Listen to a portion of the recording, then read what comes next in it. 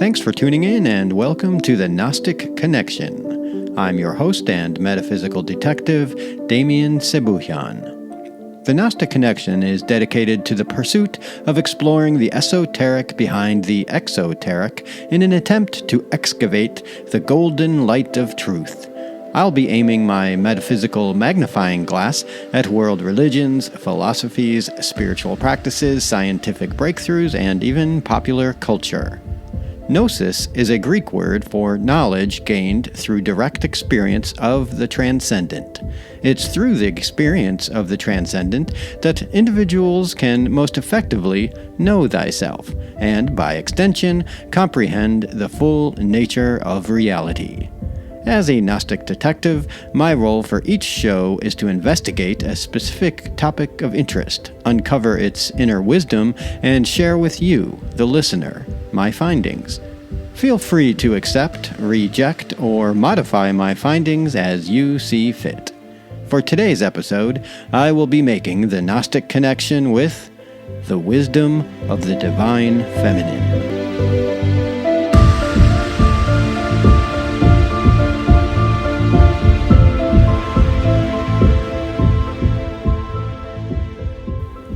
In today's episode, you'll be hearing from guest voice actor Andrea Stone.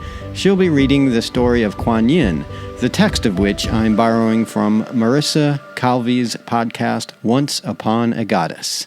I recommend this podcast for anyone interested in mythology from a feminine perspective, or if you just want to know about all the amazing goddesses that exist throughout the world's cultures. Andrea will also be reciting from author Reverend Mary Murray Shelton from her book Guidance from the Darkness, The Transforming Power of the Divine Feminine in Difficult Times. We now turn to this reading as a means to establish at least a partial context for what I mean by the Divine Feminine.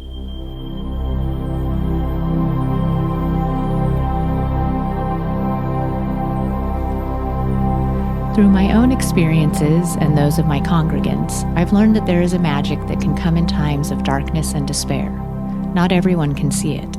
Sometimes we find it almost impossible to get enough distance from the pain to let the magic in. But for those who open to it, peace and light enter their lives at a fuller, richer level than ever before, and they are changed. I call this magic the Divine Feminine. The term Divine Feminine refers to an innate wisdom within us that we can tap into, as well as the feminine aspect of the presence of God, which can guide us. This feminine aspect of God is referred to in most of the world's great religious traditions and cultures. She has many names and many roles. In Mexico, one of her aspects is that of Cotolcu, known as the Mother of God and as the Filth Eater. In India, Kali, the Destroyer. In Judaism, the Shekinah, the embodiment of the divine within the world and its people. In Christianity, Mary, the Mother of God. In some Native American traditions, the Corn Goddess. In China, Kuan Yin, the Goddess of Compassion. In ancient earth-based worship traditions, Inanna, Queen of Heaven. As I speak of it, this Divine Feminine is within, around, and beyond us. And while it is available as a resource for us to draw from, it also prods us to blossom into our fullest potential and, sometimes, pushes us to our limits and beyond in order to break through into that potential. Opening to the Divine Feminine can be the key to unlocking the new meaning in the darkness we experience, for that darkness is also the home of our creativity. Learning to surrender to that creative inner power in times when crisis catapults us into the unknown can lead to amazing personal transformation. Guidance is always there, even when the direction it suggests is not what we think we want to follow. Usually we are looking for guidance that will show us how to stop the pain as soon as possible, or give us easy answers that will maintain the status quo.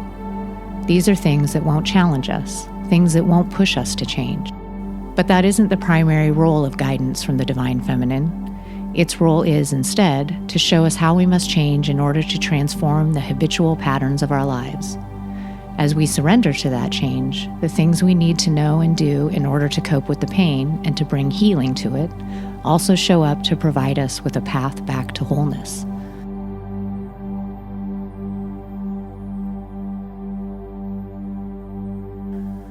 So these are some definitions. We're going to be looking at Shiva and Shakti. So Shiva is regarded as the ultimate consciousness, the unchanging and eternal truth that underlies all existence. In the cosmic system, he represents divinity's static, passive aspect, the pure potentiality and foundation upon which the universe is built.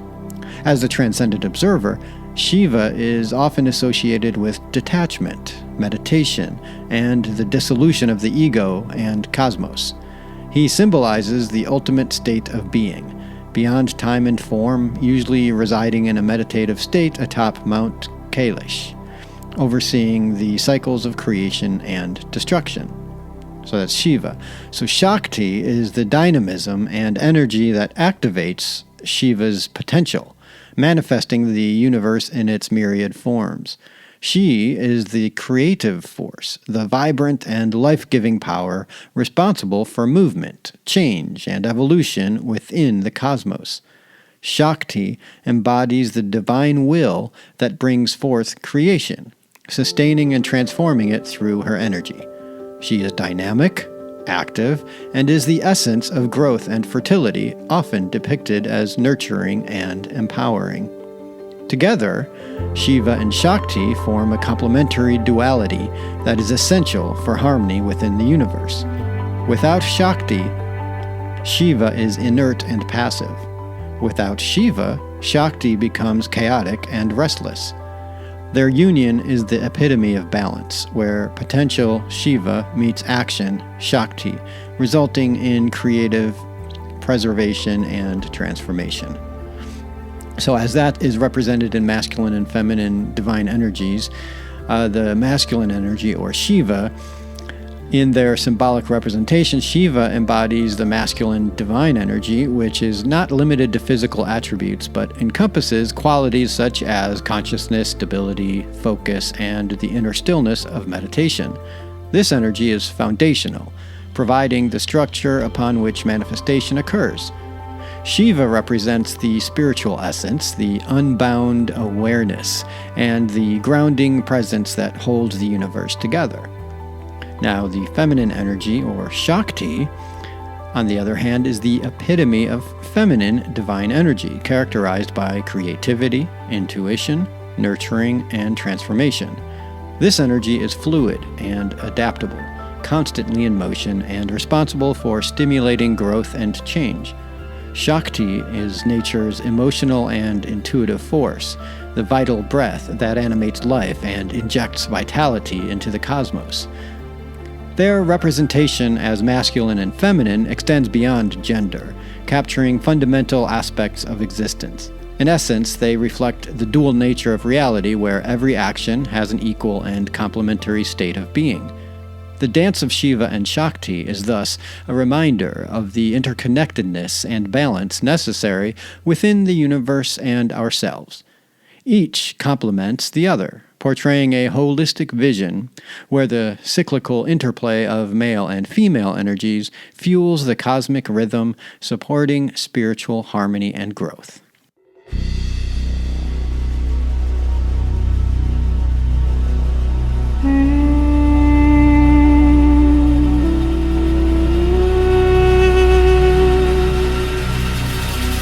I am the door of life, the passage from the world of ideas into the world of form. Expressing myself as the creatrix, I take form in substance, but the power that works in me is the sovereign force of my outflowing ideas. In one aspect, I present myself as the source of eternal life, self-dedicated to bearing the heavy burden of creation. In another aspect, I am perceived as the primal will, which fixes the boundaries of the universe from my own being. I am the dwelling place of all creatures. I appear as perfected wisdom, which unites all opposites and integrates all paradoxes, and establishes throughout creation the balance of warring forces. Who am I? I am the divine feminine.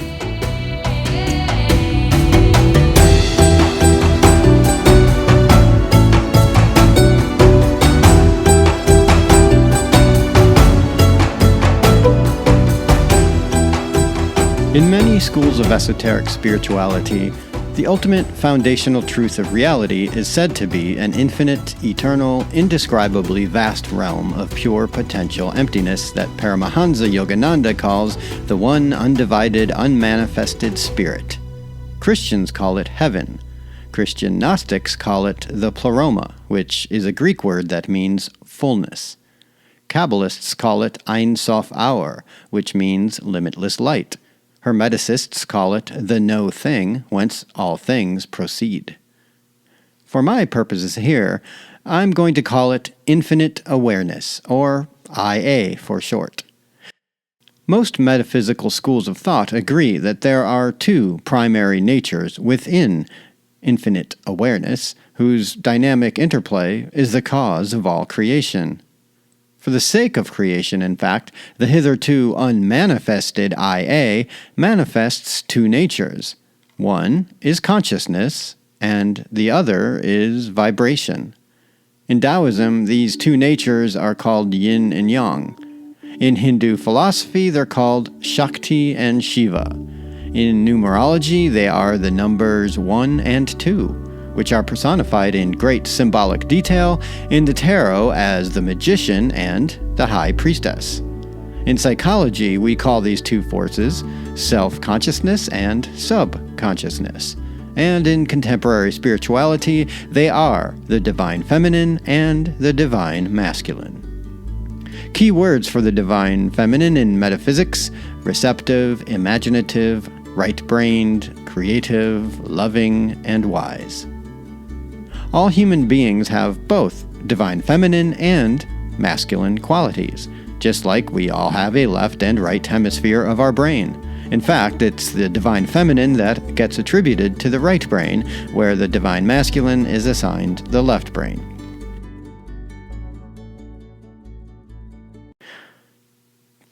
Dismantle the patriarchy is a popular war cry among many progressive thinkers and academics today. For them, the patriarchy represents an all-powerful monolithic force of oppression that programs humanity with the energy of toxic masculinity and materializes itself as all the worst things. According to dismantlethepatriarchy.org, patriarchy results in things like the gender pay gap, rape culture, and even climate change. The idea seems to be that if we could just dismantle this darned patriarchy, well then everything would be apple pie, rainbows, and unicorn ponies. And who doesn't want a unicorn pony? I mean, Christmas is right around the corner, hey? My perspective is a little different. I don't blame the patriarchy, and I don't call for its dismantling, mostly because I find the phrase itself to be empty of significance and filled with paradox. It reminds me of the Orwellian phrase used during the Vietnam War, "We must destroy the village in order to save it." The patriarchy and toxic masculinity exists not as a cause of all the world's problems, but as a symptom of a world out of balance, and the two energies that are out of balance are the divine masculine and the divine feminine. This imbalance materializes as toxic masculinity and toxic femininity energies and principles. Toxic masculinity materializes in obvious ways: violence, oppression, war, abusive discourse and behavior, etc. Toxic femininity materializes as the acceptance and nurturing of toxic masculine behaviors, which results in perpetually recurring cycles of oppression and victimization. For a practical example of what I'm talking about, I will discuss a little bit of my childhood. When I was a kid, my mother was the head of the local chapter for the shelter for abused women. Her biggest challenge, by far, was empowering abused women so they wouldn't continue to return to their abusers, which is a dynamic she witnessed all too often, unfortunately. She would put so much time and energy counseling these women, only to find them rationalizing their husband's behavior and almost always returning to the source of the abuse, or else leaving that relationship only to find themselves in another abusive relationship. One of the ironies for my brothers and I was that our mother, who seemed very aware of the issues of abuse against women and children as it applied to others, was herself married to an alcoholic man with severe anger issues who regularly acted out his rage against his 3 sons. In other words, my childhood home was a lot like many other households around the country. Toxicity and abuse dished out overtly by the representative of the masculine in the figure of my father was regularly condoned, accepted, and essentially nurtured by the representative of the feminine in the figure of my mother. It was a complicated situation, and eventually my mother came to the realization that she had to take a stand and make boundaries for the sake of herself and our youngest brother, who was still a child and living at home at the time. The ultimatum she gave our father was a powerfully effective one: either start seeing a therapist or move out. In his anger at being given such a clear and extreme boundary, my father chose to move out of our home and into an apartment. 6 months later, due in part to not having the typical people around him in which to channel his rage, he acquiesced to the ultimatum and began seeing a therapist. Although my father never completely healed the traumatic childhood wounds that molded him into a depressive, abusive adult, he made significant progress. My relationship with my father blossomed as a result, and he soon became to me the best friend I ever had. Had my mother not been motivated by the divine feminine within her and acted from that motivation by demanding that my father get the help he desperately needed, it is very likely that I never would have developed the loving relationship I did with him as an adult. It would have been that much more challenging for me to heal my own childhood traumas. That is the power of the divine feminine. It isn't all about nurturing and acceptance. It's also about discernment, tough love, and firm, uncompromising boundary setting. When the divine feminine is channeled in this way, it creates an atmosphere for transmutation. This is the kind of dynamic that I submit must happen on the scale of humanity. The divine feminine that has been suppressed for thousands of years within human civilization must arise like a phoenix and create the space necessary for transmutation to occur. What that looks like is anyone's guess.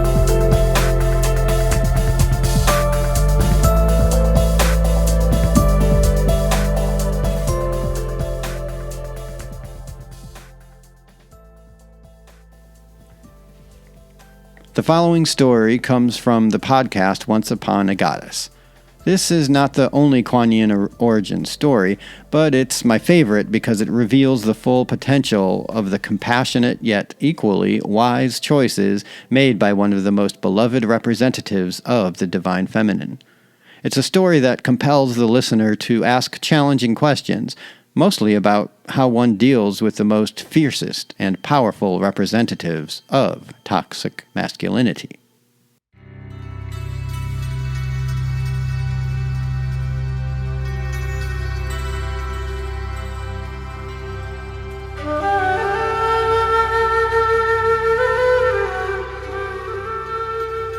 At the foothills of the Himalayas, within the lands that blended into China and ancient India, there lived a king who had 3 daughters.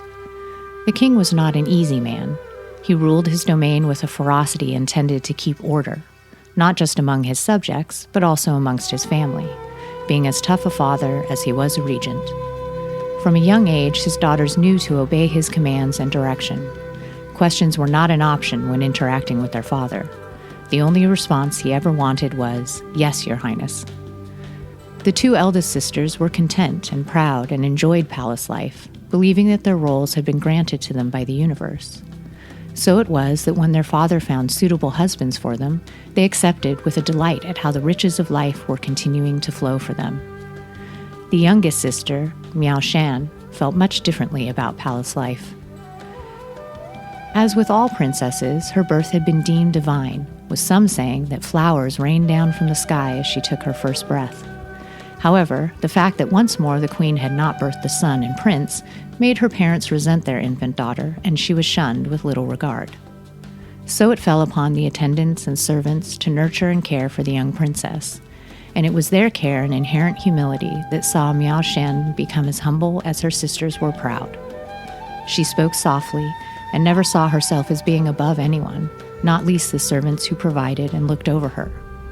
Despite these differences, Miao Shan remained a royal daughter, and noble life informed her future. The youngest princess watched each of her sisters marry, and though she celebrated for them, it was also with a heavy heart. She had no care for marriage as it was designed for a princess. Miao Shan desired a life vastly different from that of a princess. When the king called his youngest daughter before him to announce that the time had arrived for her to marry, Miao Shan said, "Yes, father, but..." As her father glared, she made a simple request of him. "I will be happy to marry if my marriage can ease the suffering that comes with age, that it can ease the suffering that comes with illness, and that it can ease the suffering caused by death. If my marriage cannot do this, then I ask to be sent to a monastery to study the ways of the Buddha." The king's face grew red, and he began to bellow. "You are asking to marry a healer when a princess should marry a man of power and means." For the king's narrow mind could not see beyond the words his daughter spoke. He then ordered her to her chambers with the added command that she remain there until she remembered the respect and obedience that should be shown to him. She was not to return to her father unless it was to agree to her marriage.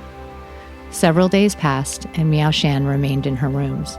Her sisters visited to talk sense to her, but Miao Shan's mind could not be changed. The king now ordered her food to be reduced to dry bread and water alone. She remained resolute. The king furthered the punishment upon his daughter, now demanding she do chores alongside the servants. This she did with no hesitation or complaint. Miao Shan also sent her response, which was to plead once more to join a convent. Now the queen and her sisters, knowing the princess would not concede, joined her in requesting this of the king. The king relented, and Miao Shan was sent from the palace to a nunnery perched upon the side of a mountain. Her heart rejoiced as she entered the temple and was handed her robes to change into. Slipping out of her silk finery and into the simple woolen cloths would mark the beginning of her new life. Then the cruelty of her father made itself known again, as the temple elders informed her that her role would not be one of a student, but that of a servant. The king had ordered that Miao Shan be given the hardest of chores, and with a list so long that she would have little time for sleep. The princess's heart was so full at the opportunity to serve that she did so without exhaustion. Even when more chores were added, they seemed to be done quickly, slipping into her already heavy routine as though they had always been a part of it. No matter how difficult her routine would become, nothing broke her dedication. Instead, Spirit found more ways to support her. When the elders recognized that Miao Shan could not be broken and felt the fullness of her heart, they defied the king's orders and allowed the princess to study alongside the other novices. When the king heard of this, he became furious. His daughter was now utterly lost to him. All that he had to hold over her now was his power as a king. As such, he ordered the temple to be burned to the ground. However, Miao Shan witnessed the start of the fire and put out the flames with her bare hands. When others ran to her aid, they found her hands without a mark or wound upon them. When news of Miao Shan's heroics reached the palace, the king was even more enraged. He sent an assassin to end Miao Shan's life. The assassin made his way to the mountainside, lying in wait behind trees until Miao Shan appeared outside to gather wood. He drew an arrow and let it fly towards the princess, but as it neared her, a great gust of wind carried it away. The assassin quickly let another arrow fly. This time, it fell to the ground before him as though it weighed of lead. Rushing forward, more determined than ever to complete his task, he lunged at Miao Shan, bearing upon her with a small axe. But as he bore the axe down, it shattered as though made of glass. The assassin now had only one weapon left, his bare hands. Pushing the princess to the ground, he wrapped them around her small, delicate neck. Miao Shan looked into his eyes and saw his fear. It was a fear she knew well. It was the dread that the king's orders would not be fulfilled, and the wrath that he would incur. Miao Shan's heart was pierced with pain as it felt the darkness within the assassin. She closed her eyes and surrendered to the hands that gripped her neck, asking Spirit to pass the karmic debt of his actions to her instead. When she opened her eyes, Miao Shan knew she was no longer in the earthly realm. She now stood surrounded by dark figures. Wisps of flame danced between them. Each one bellowed in agony as though crying for relief from an anguish that would not end. Miao Shan should have been overwhelmed with fear as she saw and heard what surrounded her. Instead, she felt the deep pain each of the entities was consumed by, and her heart sent them love. As she looked upon each form offering them this love, they began to transform. Their suffering eased, their cries were quieted, and the flames softened and cooled. Small rivers of the purest blue water began to flow across the ground, and blossoms appeared beneath her feet. The king of hell was most displeased and confounded, for never had someone brought love and compassion to his domain. The grand demon knew that it would take eons to break the princess's spirit, if in fact he could at all. Banishment was the only solution. The king of hell summoned a tiger born of celestial energy. It strode towards the princess and lowered its head before her, letting her know that no harm was intended. Miao Shan stroked its cheek, then sat upon the great cat, letting it carry her back to the earth realm. One cannot return to the human realm the same person as the one who left it. The being who now stood upon the earth was no longer a princess, and she could no longer bear the name given by her parents. As the tiger carried her back to the earth realm, she heard the spirits call her by a new name, Guan Qian, the one who hears the sorrows of the world. Guan Qian walked back into her temple home, and the monks and students looked upon her in awe and fear, believing her to be a ghost. She touched each person upon the cheek to reassure them that she was not, and then shared her experience in hell. As she spoke her story, some heard a tale of redemption and renewal, whilst others heard the triumph of love over anguish. Guan Qian knew each one heard exactly what they needed in that moment. Guan Qian then found a new home upon Fragrant Mountain, and it was here that pilgrims now came to her to hear the stories that they needed from her. Guan Qian would see each person as a perfect being. Each one sat before her as his or her unique expression of spirit. Her only wish for them was that they would see themselves with the grand love in which she saw them, that they would also know the majesty that was their very essence. Guan Qian was now revered as a bodhisattva, one who is enlightened like the Buddha, but chooses to remain in the earthly realm to heal the suffering of others. At the palace, the king's life had turned to turmoil. He still ruled and had power, yet his body had grown weak with an illness deep within that no healer could cure. He knew his physical suffering was the result of a deep conflict he felt within his essence. His ego told him he had acted as a king should towards his young princess, yet his spirit felt grief for how he had treated his own child, and now he saw his illness as a punishment. One night, an unknown monk arrived at the palace and offered his healing talents. Those caring for the king had tried everything, and were grateful for another's advice. The monk looked upon the king's body, then placed his hand upon the king's heart.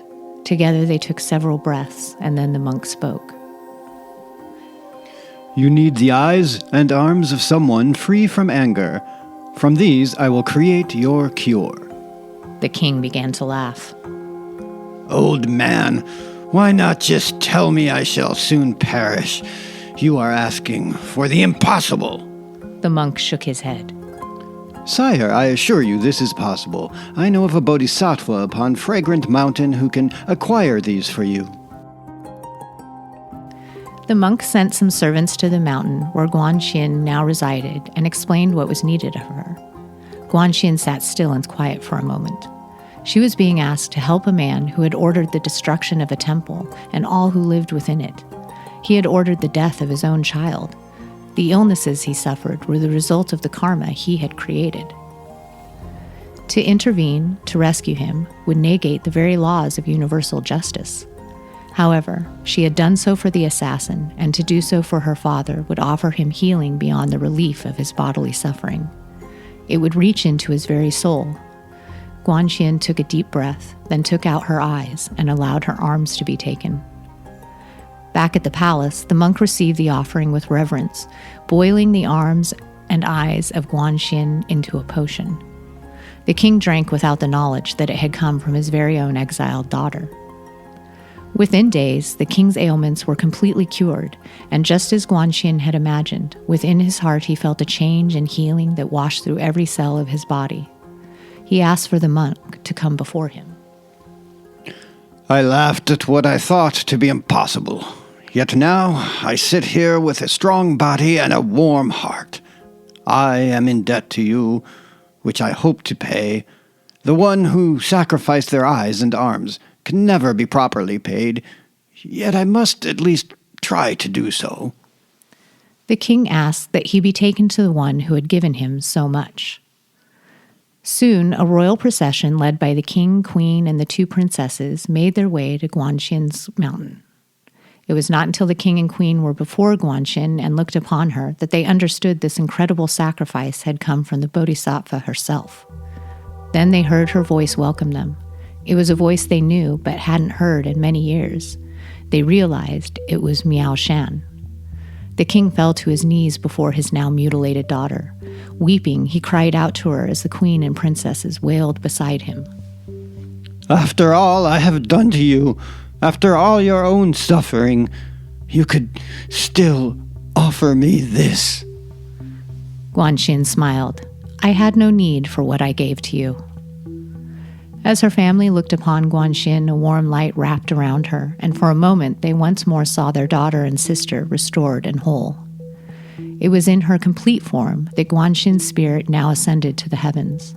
In that place, her family would build a stupa so that her ascension would be marked and celebrated forevermore. Nirvana called to Guanxin, who is now as pure as any Buddha that had been before her. Though as she went to take her final step away from the earth into this heavenly realm, she stopped. From below, a great sound rose to her. With her ears opened by the love and compassion that encompassed her very being, she heard the suffering of so many souls around the world. Each soul cried out to be free from karma and ego. Each being was searching for the unconditional love that Guanxin embodied and that so few others could offer. Guanxin turned away from nirvana and returned to walk the earth, vowing to help every soul who chose to release their suffering. I will not leave until each and every one is ready to make way to heaven in complete love and freedom. And so Guanxin remains with us, with a heart so full that she transformed once again.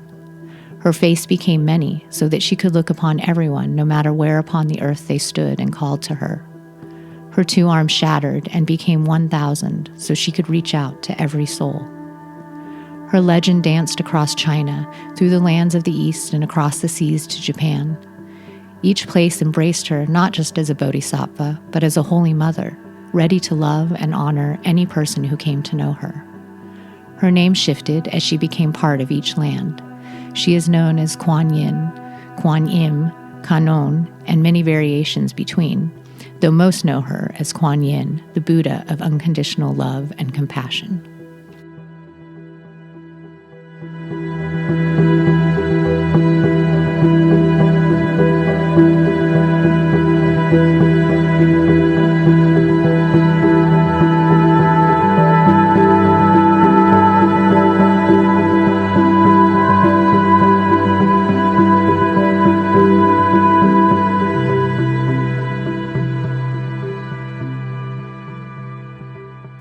In this origin story, when Kuan Yin made the decision to sacrifice her arms and eyes to heal her father, it's tempting to judge her as being permissive of her father's toxic behavior. After all, the king had spent his life as a physical representation of oppression and male toxicity, with the full might of the kingdom behind him. By saving him, was Kuan Yin not supporting his toxic behavior? Was she being like the mothers throughout time who condone the father's abusive behavior towards their children? I submit the opposite is true. The divine feminine does not perceive eye for an eye reactions to injustice as justice. Jesus Christ, one of the most beautiful teachers of the divine feminine who ever existed, would seemingly agree with Kuan Yin's choice to save her father. Consider Matthew chapter 5, verses 38 to 41. You have heard that it was said, eye for eye and tooth for tooth. But I tell you, Do not resist an evil person. If anyone slaps you on the right cheek, turn to them the other cheek also. And if anyone wants to sue you and take your shirt, hand over your coat as well. If Kuan Yin hadn't healed her father, it's safe to say he would have died a sick, angry man, and then he would have been replaced by another toxic ruler. Instead, the healing not only returned him to physical health, it manifested the spirit of the divine feminine within him. As a result of such a healing, he discovered the value in love and compassion, and the divine feminine spread over the land in the form of Buddhism.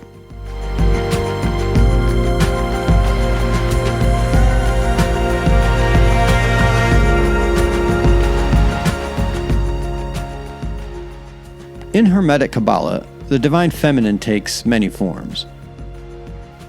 For the purposes of this show, I will focus on the symbology revealed in two tarot keys, the Empress and Strength Key.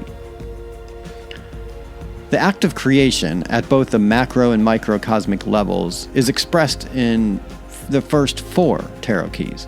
The Magician represents the masculine notion of directed awareness or self-consciousness. He aligns his emotional, mental, energetic, and physical bodies with his focused attention, and then plants his intention or idea seed into the fertile soil of subconsciousness, symbolized by the next tarot key, the High Priestess. The High Priestess, as the first aspect of the divine feminine within us, accepts all ideas without judgment and carries out the Magician's intentions. She becomes pregnant with the Magician's idea, and as such, we move to the next tarot key, the Empress. The Empress represents loving, nurturing, creativity, and expansiveness. Thus, she nurtures the idea, continues to feed it with unconditional love, and imagines all the ways in which the idea can take form. Let's imagine the mind as a garden.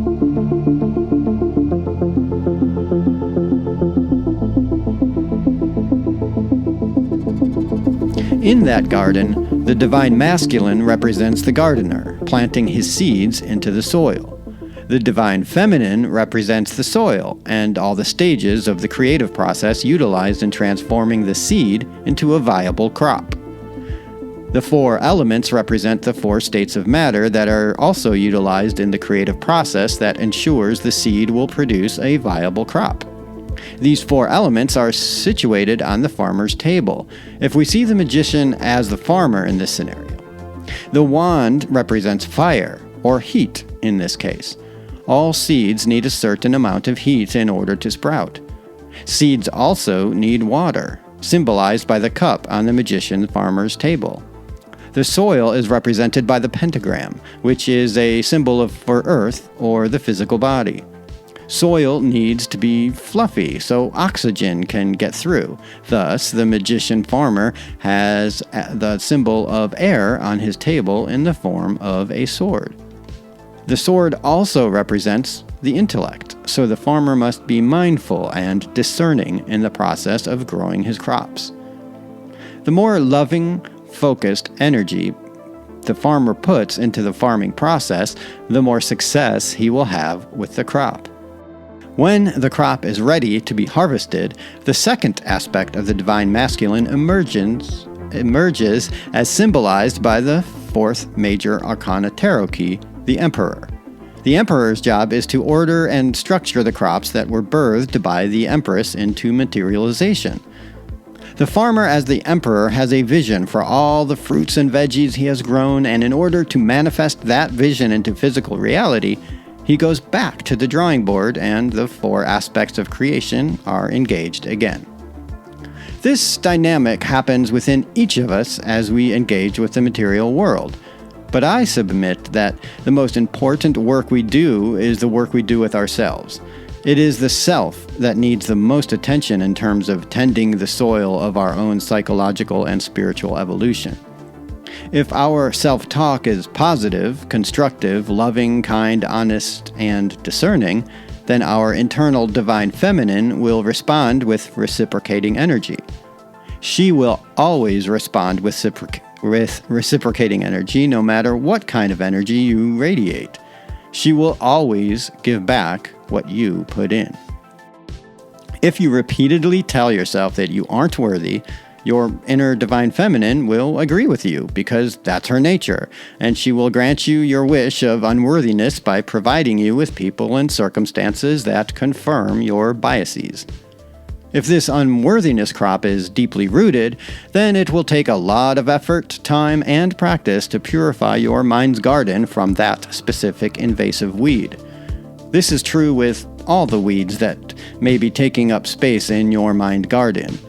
The Empress is there growing the weeds you planted, but she is perfectly willing to grow whatever else you want to plant once you give her the space and intentions to do so. That's the power and grace of the Empress aspect of the Divine Feminine. The Divine Feminine, as exemplified in the Strength key, which is key number 8, is more proactive as compared to the aspects of the Divine Feminine as symbolized by the High Priestess and Empress keys.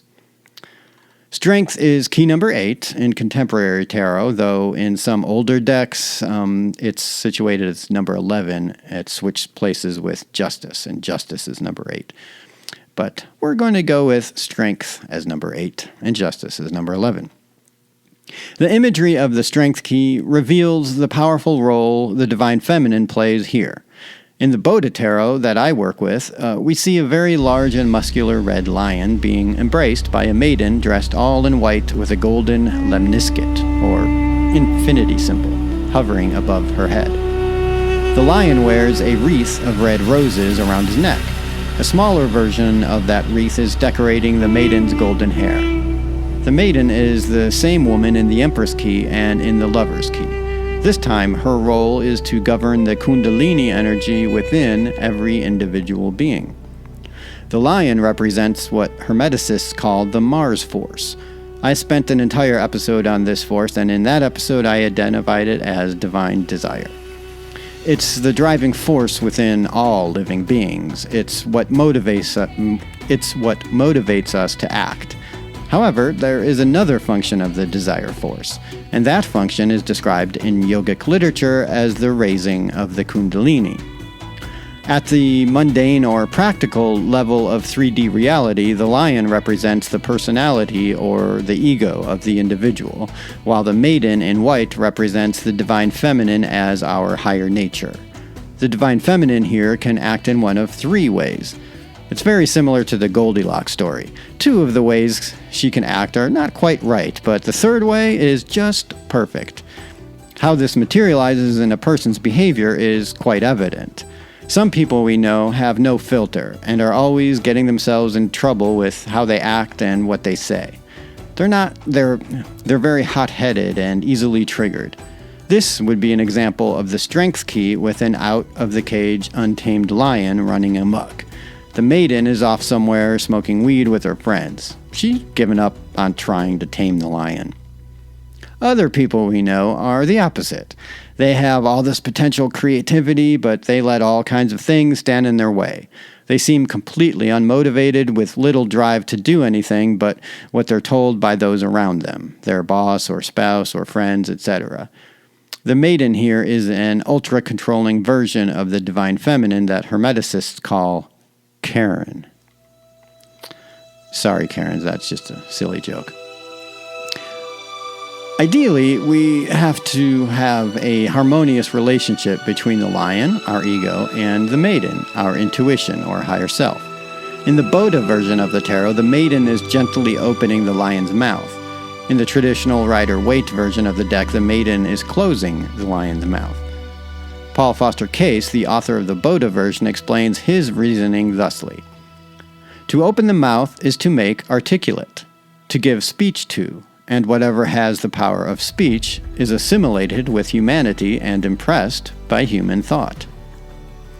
Paul Foster Case implores his students to tap into the wisdom of the Divine Feminine to change our negative patterns into positive ones. Change the pattern and you change the result. Make it accurate, profound, courageous, positive. Then you tame the lion, and he becomes your ally. This indeed is the secret of all spiritual activities, the secret of strength, the secret of ultimate mastery. Your personal application of this secret to your own life will change everything for the better. Carry it out further into all your social relations, and you will become one of that increasing number of creators of a new, free world that shall realize the glory of the eternal splendor of the limitless light.